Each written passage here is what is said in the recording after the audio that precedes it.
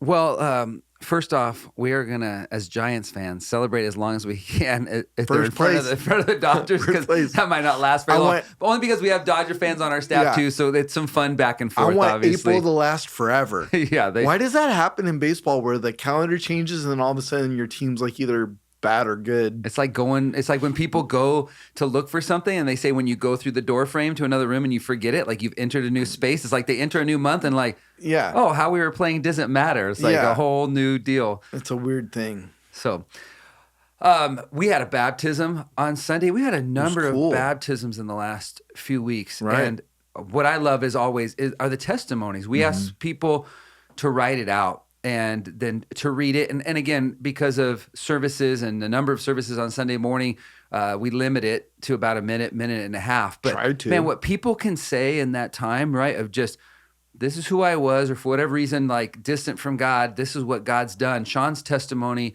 this weekend was, when he was ready to really seek after God, he says, I started to fast and pray. And that's so exciting for me to hear, because we just asked people to come out of 40 days of prayer and fasting leading into Easter.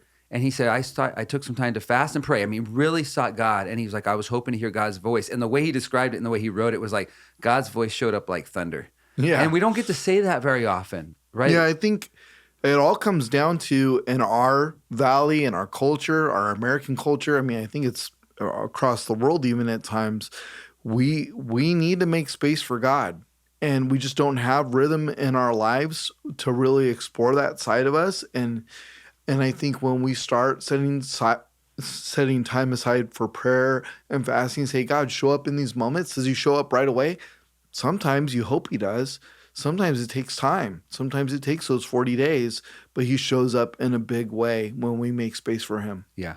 The space thing. And we started the year there with talking about spiritual discipline, still encouraging. If you missed that whole series, if you're new to community, we did a whole series on practicing the way of Jesus and what are some of the spiritual rhythms, disciplines we saw in Jesus' life and in the early church that allow us to create that space. Right. And I think some of us are afraid of what we're going to find there as we've been in this series on doubt. Sometimes we don't want to press in or lean into the doubt. We don't really want to wrestle with it. We're afraid how much time it's going to take. There's a lot of reasons. Well, I think it's happening there. What's going to be revealed about me if I get quiet with the Lord? But man, when I've done that, I'm just telling you, God has been good. And you don't walk away ashamed or guilty or burdened. You walk away in the freedom that Christ promises us. But I understand why it's scary for people, whether on whatever side they're digging in, what they're going to find in themselves, what they're going to be revealed to them about their doubt. Yeah, I would say that it's uneasy even to preach about to a degree, because you're like, okay, we're going to kind of open up, the box. I was going to say Pandora's box. Well, you don't want to push people towards doubting. Right. But we know that people encounter doubts, and we see it all throughout Scripture. So we need to talk about it. We doubt. There's been times in the last couple of years where I've texted you and like, is this really happening right now? As we're watching people go through some significant life struggles and our hands are tied. And so I think that if we're honest as pastors, communicators, that we have had seasons of doubt or frustration or, anger or whatever it is, all those emotions that are clearly in Scripture, whether it's a psalmist or a prophet or a disciple, there's been a lot of people that just been like, God, what are you doing? It's part of the journey. It's part of our that's journey. why we don't have to be afraid of it. Right. We see it all over Scripture. One of the things that we brought up in the message on Thursday and Sunday, we started kind of going back. Let's take some time. What are the roots of doubts? And there can be lots, but we listed a few.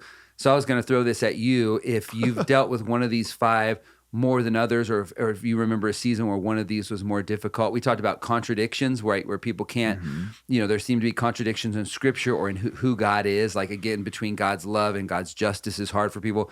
So you have contradictions, you have sometimes tension between science and faith.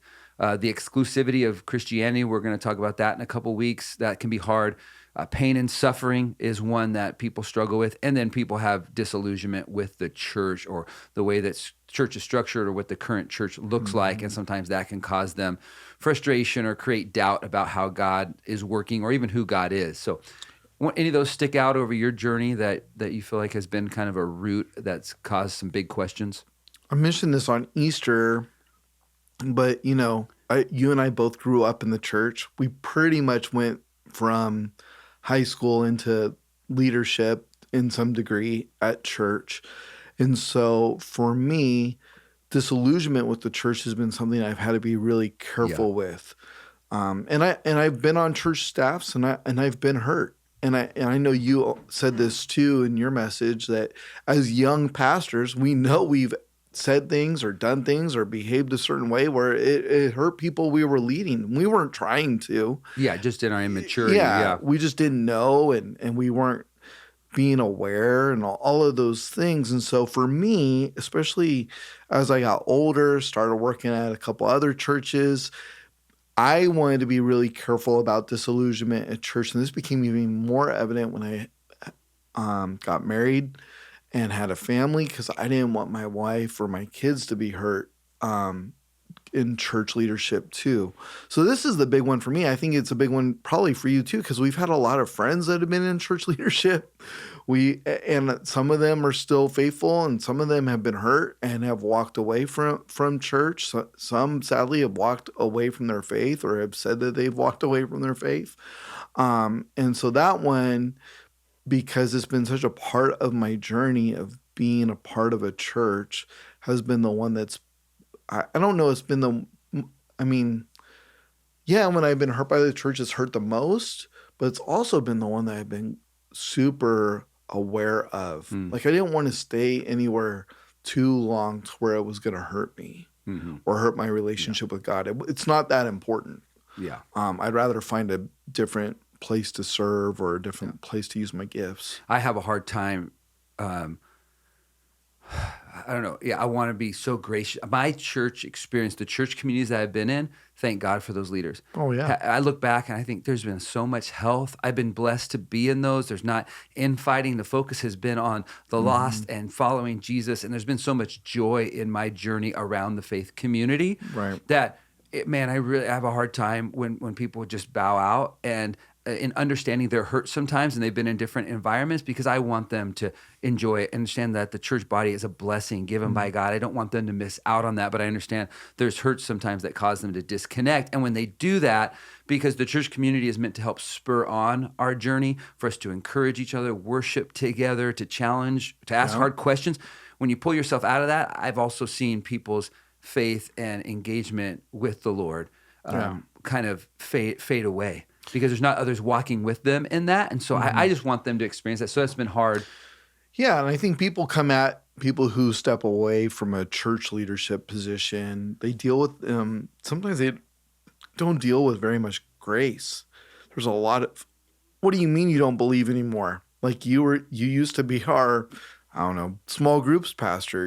You don't care anymore about the things that and they come at really harsh. Yeah, it's not very gentle. It's not gentle, not grace-filled, and it's not caring. And so what I appreciate what we've shared these first 2 weeks is that we want the church or community Christian to be a space where people can have doubts, where they can wrestle, where we can sit with them and pray with them, weep with them, be angry with them, and that they're allowed to still be in the room, and they don't feel like we're trying to crack them open all the time, or that they have to have the answer, or they have to. It's a disservice for my opinion, for you and I to not be honest with people and say there's tension. There's tension in our relationship with God at times. There's tension in how we read scripture. There's just times when we have tension. It's like any other relationship. And I think it's important for us to acknowledge that. And that invites people in, because they don't feel like they have to have all the answers. And the rub and the tension is not a bad thing. No. That's God bumping up against Right. it. That's us being given something. It's an invitation to wrestle with it, to understand it, to go deeper. It's what moves us forward. Right. And so those aren't bad things.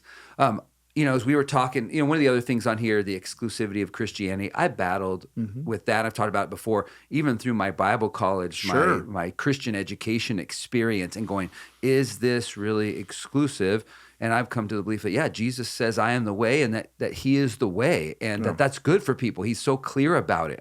You want to know the way? It's here, because we need sometimes that simplicity or just straightforwardness, and then God gives that to us, and we'll address that coming up. It was fun to talk about Peter this last week and how God met him in his moments. And I think about, somebody asked me after service, why did Jesus change Peter's name, right? He was Simon, and then it's changed to Peter, which means the rock. And it got me thinking about that. Like, one, we see Peter give this great confession, and Jesus says, on that rock, on that confession that I am the Messiah, Jesus says, man, that's what the church is built on. Right. But Peter really became this strong, influential leader, but he wasn't a leader without flaws.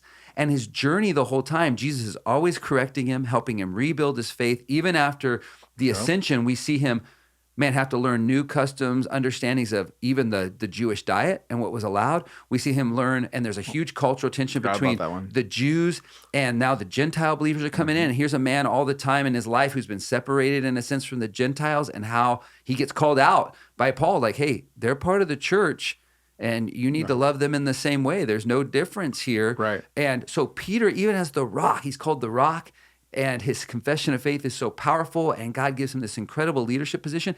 But both before the resurrection and after the resurrection, Peter is still learning, and his journey is being shaped, and he's learning what it means to live for Jesus, live for God's kingdom, love like Jesus. And so just that's such a good reminder for us. He's the rock, but his journey's still messy like ours. Yeah, and I think that's important too. Like, I'm glad you and I aren't the leaders we were when we were in our 20s. And I also don't want us to be the leaders we are today in our 60s. You know, well said. Yeah. I want to keep growing. I want to keep knowing Jesus in a deep way, and learn to follow him better and love him better. And I know that there are aspects of my theology of how I think things operate might morph and be tweaked and change, because I know that's happened in the last 20 years. And so I have to be careful with that. I mentioned this to Hunter once in a while too, because he's a young guy and he thinks he's, got some things, pretty figured out. And I'm like, hey, God might move you along a little bit. Like, you're young. Yeah, he just has to be open to that. Yeah. That as we go along, right, and we experience God in some different ways and through some different experiences, watch some people hurt, God can move it. And where he's at right now is so solid. It's fine. But just be aware, God might shift or make you more compassionate in that area. Or that's so good. Might live some life, might bump into some stories, some testimonies. Listen, one of the things you started with talking about testimonies, but you can't argue with how God interacts with people and how he jumps into their stories and changes them. And it may really make you uncomfortable sometimes if you're kind of in your box and you go, this is how God operates and this is how people's faith should mature and it should go through all of these things because that's the way it was for you and it was really prepackaged for you. And so as I love that about what we do.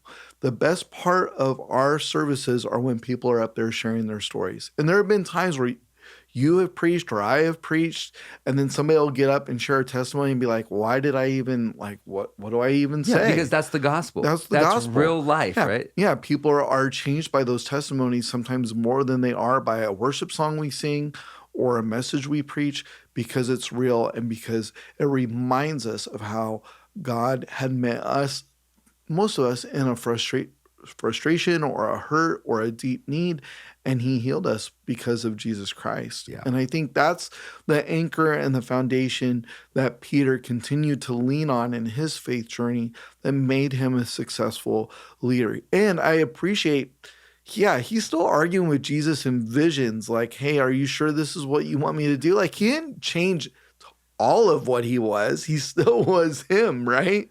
And yet God continued to meet him and love him and mold him. And he kept saying yes to Jesus, even though he didn't quite understand or have all the answers. Yeah. And I think that's a great testimony. It's great encouragement to all of us. Yeah. Speaking of not having all the answers, we just ended the message this last week talking about when you doubt. We gave you some practical things. I just want to touch on them.